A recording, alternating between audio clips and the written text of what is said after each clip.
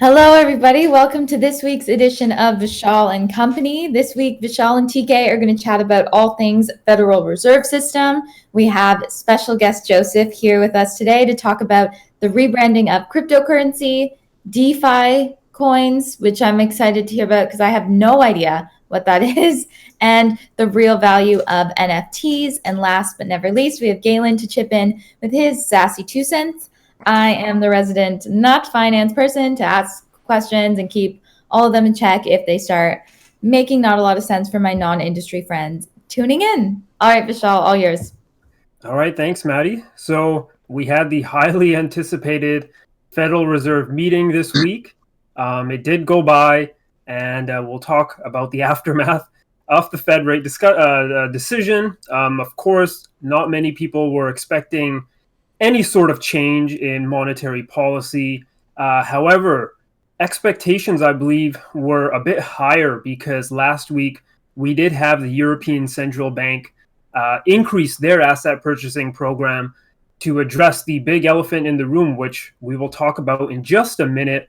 But let's go over some of the notes here about the Fed. There's a guy dancing there, don't know why. But again, here you can see the headline: the Fed sees a stronger economy and higher inflation, but no rate hikes. So a lot of people, are a bit perplexed by this because generally when the economy is improving, it's getting stronger. When inflation is going higher, you would increase interest rates. But the Fed basically, and what CNBC and other analysts have said, is they've thread through a needle here. What they said is that they have raised growth expectations to 6%. And they also have, GDP is expected to increase to 6.5% in 2021 before cooling off in the later years. And they also expect unemployment to drop down to 4.5%. That's what it was. But the big kicker is, and this is something that the market really, really liked, there will be no interest rate hikes in 2021. I think, it's something most of us sort of already knew, but the market, I guess, just wanted a bit more confirmation from the Fed. And again, we're going to tie this in just a bit because there's one thing I think that the Fed didn't address.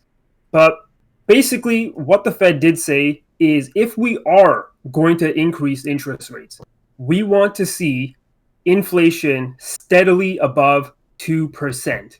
And it's very likely that's not going to occur this year. That's what they've said.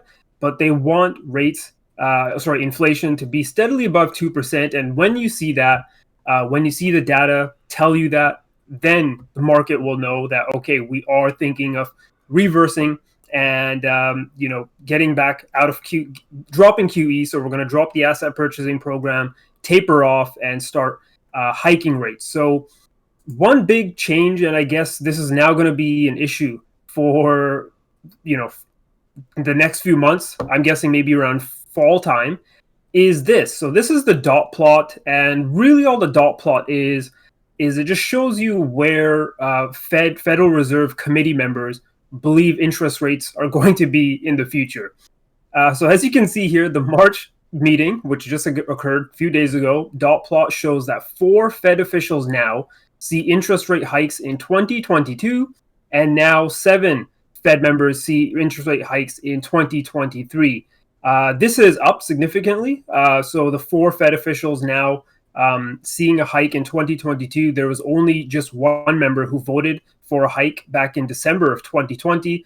And in 2023, the number is up to 7 compared to just 5 in December. So, we are expecting interest rate hikes in the future. Well, that's what the Fed's telling us. And I think this is going to pose an interesting thing maybe in fall of this year as we get closer to 2022 and 2023 regarding these stock markets. But as you can see, on the day of the Fed meeting, the markets were a bit choppy. The day after, we saw a big sell-off, and we had a bit of a sell-off this morning, but prices of equities are rebounding here, and none so more than the NASDAQ, which is actually going green for the day, and the Russell 2000 is also green for the day. But the big elephant in the room that the Fed did not address, and which is why I believe, and many others believe, that the markets dropped, was, of course, the 10-year yield, which is now at 1.72. So essentially, interest rates are rising, and the market is freaked out about this because with the amount of debt that we have here, as interest rates get higher, it's going to be tough to service that debt. We actually saw some figures out for refinancing mortgages in the States where, because of this move here, refinancing collapsed 40% in the United States, with basically a less than 25 basis point move here since this month. So this is what I think everyone wanted to see the Fed or hear the Fed mention something about that magic word, right? The yield curve control. And as I said, I think expectations were high, given that the European Central Bank actually said that they're increasing their asset purchasing program to buy bonds in order to drop European yields, right? Rising yields in Europe. I think many people wanted the Fed to do that. They didn't do it. But in a sense, the Fed have kept that door open, right? They have said that, yeah, we will continue our asset purchasing program and we'll do whatever necessary to assure you guys that the markets will move higher and we'll protect it, right? So I think be ready to hear that sometime soon, especially if the rates do continue in their upward trajectory. And again, just from a technical basis level, I do think we are going to approach that 2% on the 10-year yield. I think that might freak markets out a bit. And when we do see rates, hit that level, we'll probably hear a lot of Fed presidents being thrown out there, mentioning yield curve control. But monetary policy stayed the same. No big changes. The only thing that they cemented is that, yes, there will be no rate hikes in 2021. You have some stuff to say about this? Oh yeah, man. I think one of the things we kind of overlook at times is the fact that them not doing anything is an action in itself. I think they call it it's a federal tool called expectations control or something like that. It might have a more technical name now, because they're still spending about 80 billion Yep. a month or a quarter. It's 120 billion per month, 80 billion per month on treasuries, and then the other 40 billion is probably going to be on mortgage-backed securities and other toxic assets. Yeah. So they're still in the market no matter what they do. They have to kind of control it at this point of where we are. It's very difficult for them to sustain this balance sheet. So they don't want to increase their asset purchases. But what I did find interesting is he's focused now, and most it's kind of been a trend over time. Most Federal Reserve, most central banks have kind of shifted to that unemployment factor. Mm-hmm. They're now more focused on that than the actual control of interest rates. And I feel like it's a global trend that's kind of happened because of how intertwined the global economy is now, mm-hmm. where it's more difficult to kind of sustain that, especially on something Vishal likes to talk about is the currency wars that are going on. It's not as discussed, but it's a big factor right now in the purchasing power of each individual country. And that's something they're probably watching, but they choose not to talk about because they're supposed to be a free-floating free market, free-floating currency. But they are controlling that in some aspect. You can't allow it to freely float. I think as of 2020, from the IMF's last record data, the Canadian dollar is the most free-floating currency right now. And that just kind of shows you that the central banks have different policies on what's going on, even though the Bank of Canada kind of just follows the Federal Reserve. I think what they're doing is trying to taper market sentiment and kind of control people's expectations about 2021 to kind of cool it down, but not allow it to cool down too much where they have to come back with more quantitative easing. And again, that was their original mandate, anyways. Like, control inflation and maximize employment. But the big debate now is, so originally central banks were not supposed to care about stock markets, right? No, that was not in their purview at all. In fact, it's still not in their purview, even though it's on their fucking website.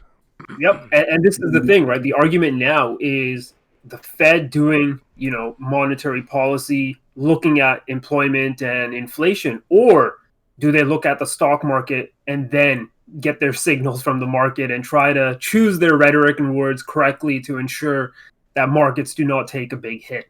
So, is the Fed getting their information from the stock markets now and just trying to keep them happy? That's the big argument going forward. I think that's basically it. I mean, they've shifted focus so much that it is no longer at all on the economic situation of the country as a whole. They're now centered just on the stock market, which is creating a fervor, I think.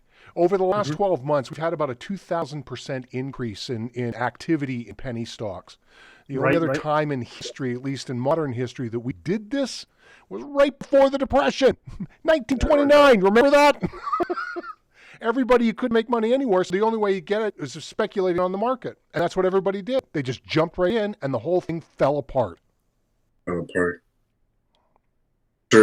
I think it goes back to what we were talking about last week, the whole debt cycle thing.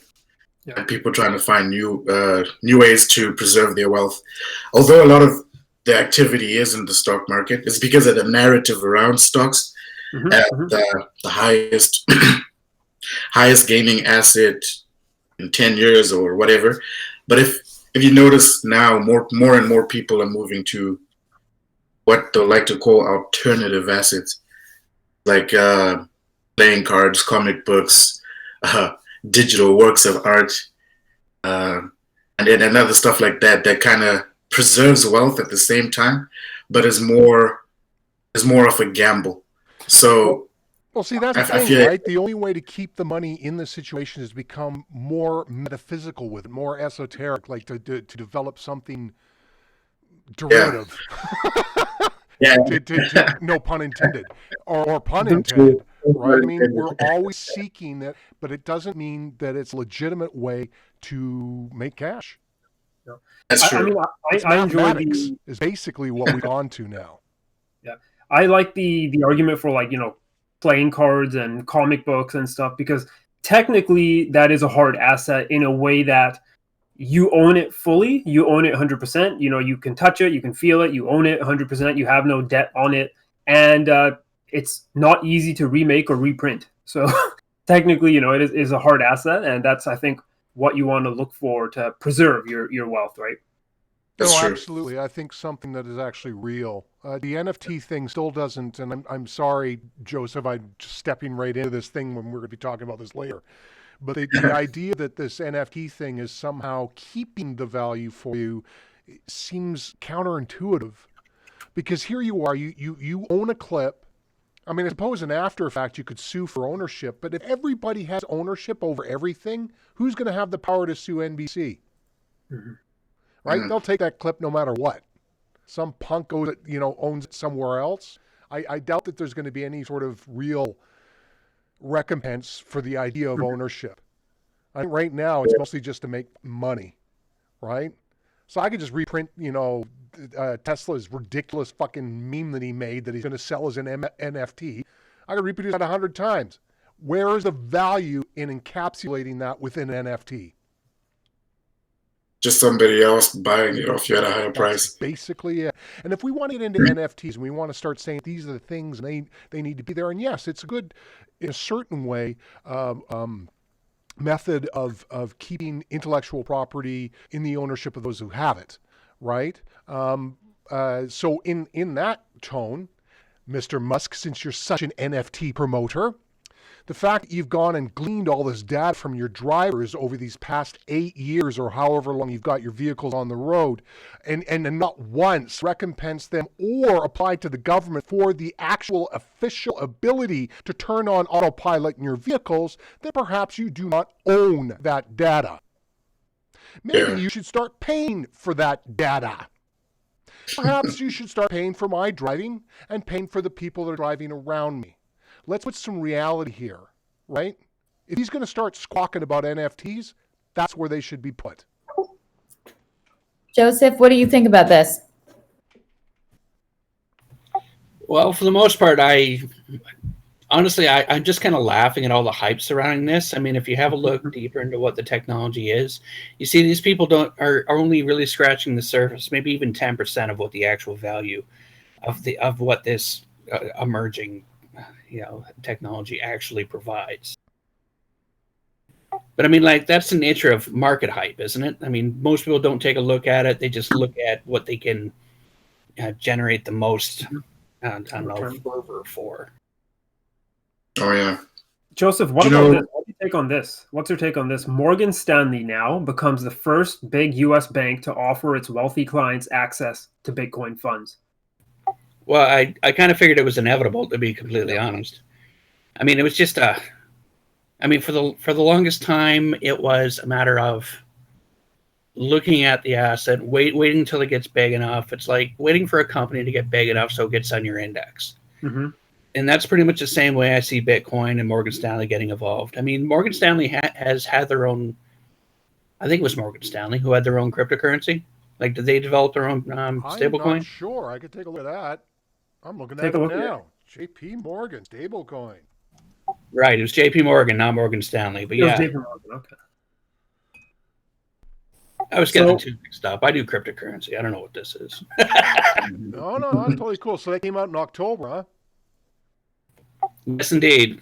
It was kind of an interesting day, actually. So that was a big push then towards the institutional acceptance of it as a currency, correct?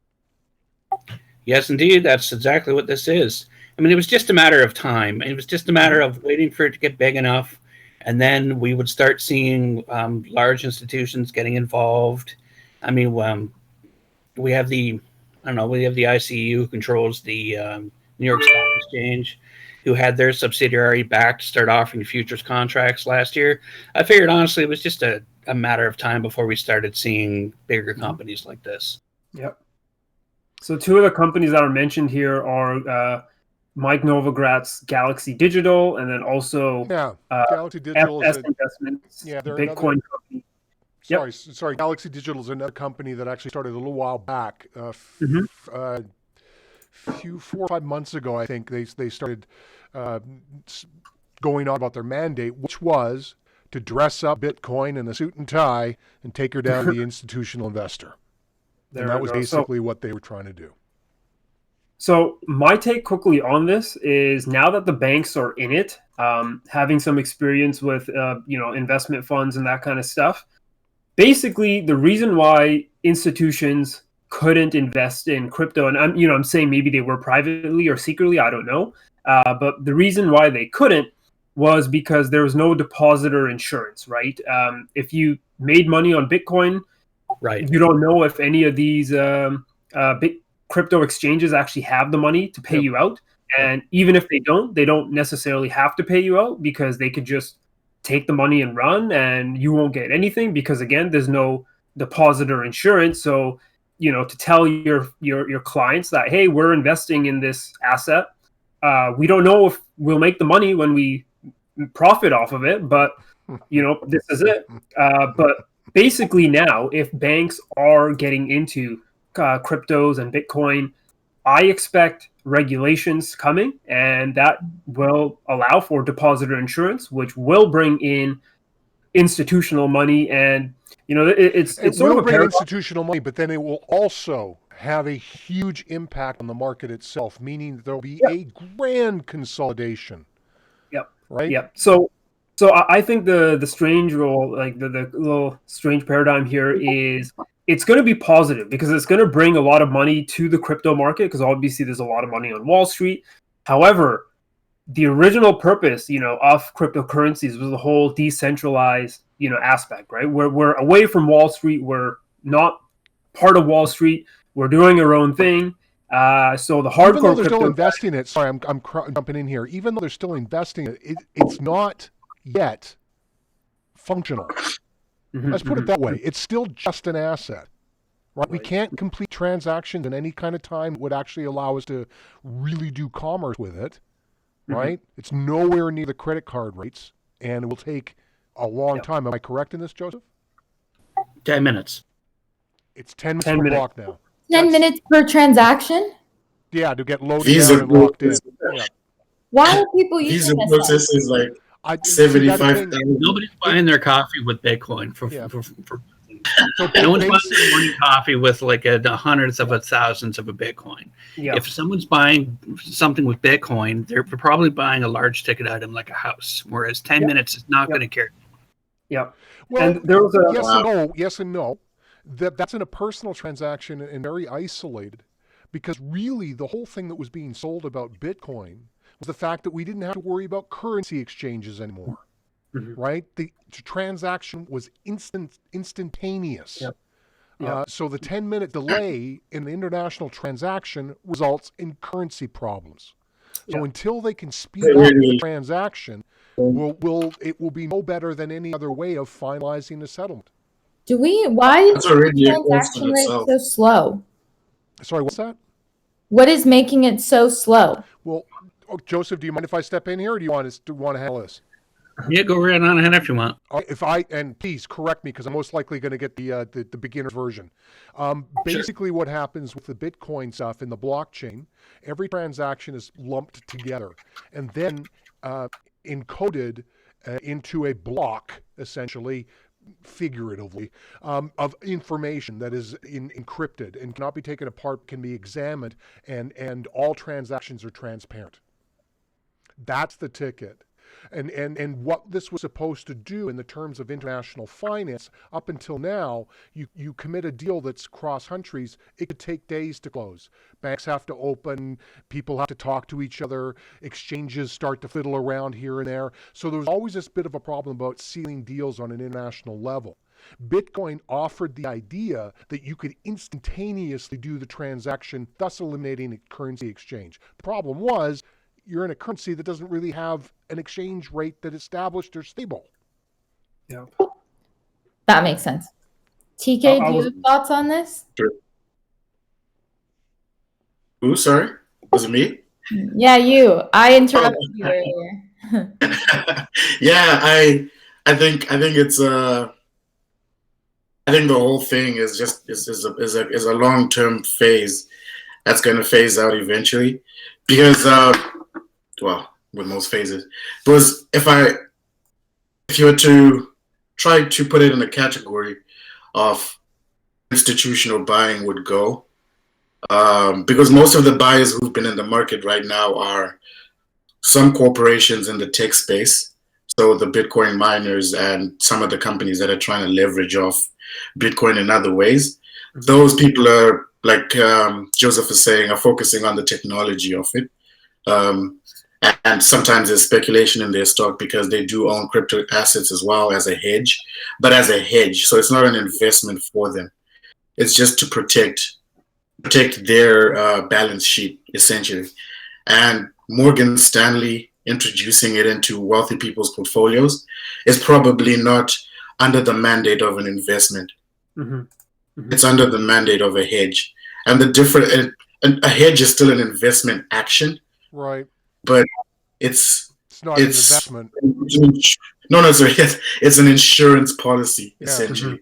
Yeah. It's not an investment to gain over time. So if you look at currencies in the last 200 years, I know, weird time to look at them. They fluctuate on a daily basis, monthly basis, but they still around the same price point because of central bank intervention and government intervention and stuff like that.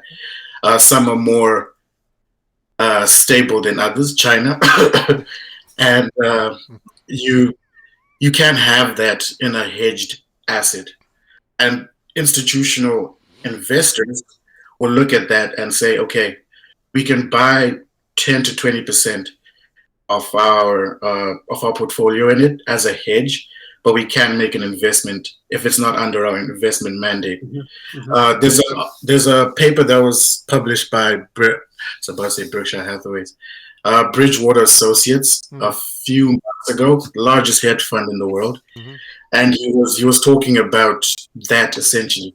To conclude his whole thing, he's saying that Bitcoin's price is determined by supply and demand.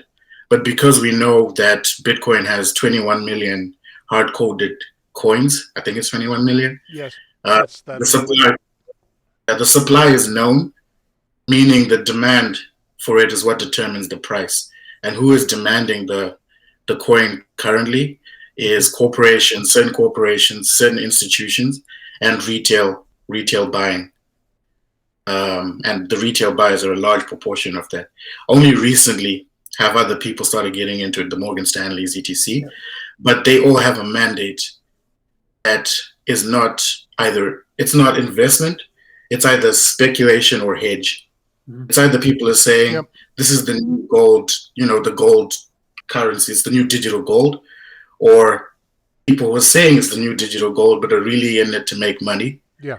Nobody has actually said, oh, I'm investing in this because I think I bought it at a discounted price and it's going to go up in future because it's earning such and such every year. Nobody's, if they do say nobody's looking at it and going, this is Apple, I got to go for it. Do you know what I mean? Yeah, it's gone up 20%. Let me try my and his point was, it's very difficult for institutions to pitch that, institutional investors to pitch that, if there is no regulation behind it, kind of dictating where the demand will topple off. Is where Vishal is saying it's great that institutional investors will come in, but that kind of demand always forces the prying eye of the regulators. And once they start looking through the books, it's basically going to function like a currency. That's my view on it. I just want to quickly add here too, Morgan Stanley is actually limiting the Bitcoin investments to their their high-end clients to as much as 2.5% of their total net worth. It's a hedge. It makes sense. It's way too volatile, and as you said, there's no regulations backing it, no FDIC going like, yeah, you can keep this, right? So, yeah. All right, we just have a couple minutes left, but I want to ask Joseph about the DeFi coin. I have no idea what this is. Yep. All right. Well, decentralized finance coins. There are actually a handful of coins which are produced from various blockchains involved in decentralized finance. Now, they're mostly used to do business in decentralized applications, which are autonomous businesses often found on blockchains like Ethereum and Cardano. I don't know what else there is to say about decentralized coins, but decentralized finance, to tie it back to the original topic, seems to be more or less a backlash to the arrival of institutional investors. Exactly. I mean, back when Bitcoin started, it was largely the Unabomber types who want to hide their money from the Fed, who are getting involved in it. And now that companies like Morgan Stanley and JP Morgan have their own stablecoin, they're, for the most part, they want to get away from all of that, and so they start doing business in places where regulations won't be able to touch them. Does anyone else have anything they'd like to talk about regarding that? I don't know. I think it's just a very interesting new way of looking at finance. It's the functional aspect of these blockchains that interest me. I don't give a crap about the speculative value, because as far as I'm concerned, it's all speculative, right? So Ethereum, like the auto contracts and stuff, and the autonomous organizations and stuff. That's a very interesting concept. We're going to literally build a business that runs itself, produces stuff, ships it, collects money, makes decisions, files corporate, meeting minutes, all on its own. That's really, really interesting. Yep. Sure. My quick take on if it works. I think a lot of finance has gotten to a point where there's too many geniuses looking at very few good investments. Yeah. And it's just the tipping point of returns. So if you notice, I know a lot of people don't read these, but for earnings, stock earnings or asset earnings for the stock market have gone down from 9% to 6%. And for 2020 going to 2030, most people are expecting between 4 to 5%. It's not because companies won't be earning good money. It's because people are moving out of stocks, or people are more long on stocks because of passive ETFs and passive indexes, and kind of going to alternative assets. So this could do one or two things. It could provide opportunities in inefficient markets like the Canadian small caps, where a lot of the companies will be ignored, or we might end up in a more perfect world where most asset prices are about what they should be worth. And people don't like that. They like that very discounted or very overpriced. There's no happy medium. There never is a happy medium. The market never does that 10% on 10-year average that it actually does. It spends most of its time swinging up and down the pendulum. And I think now we're just at a point where people are realizing, oh, wow, nothing else is pushing this thing up except a great story. So might as well slowly take profits. I don't want to be burned like I did in 2008 and start moving into something else. Well, on that ominous note, we have hit our time mark. Thank you so much for everyone who watched, and we will be back next week. Absolutely. Thanks very much, everyone. Bye. Bye, guys. Hold on. We're making things happen here, I'm so interested in the conversation.